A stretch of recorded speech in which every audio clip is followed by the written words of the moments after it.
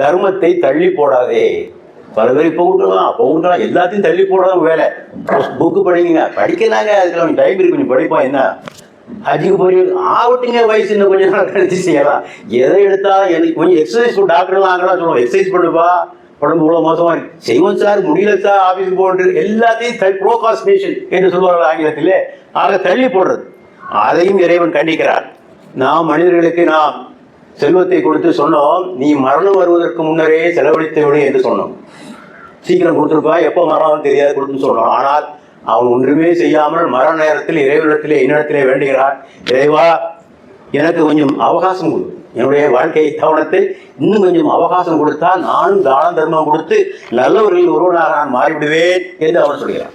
அதுக்கு இறைவன் பதில் சொல்கிறார், ஒருவருக்கு அவகாசத்தை நாம் நிர்ணயம் செய்துவிட்டால் அதை நீட்டிப்பதே இல்லை, ஒரு முடிவு பண்ணியாச்சு, இவ்வளவுதான் சொல்லி. ஆகவே தள்ளி போடாதீங்க.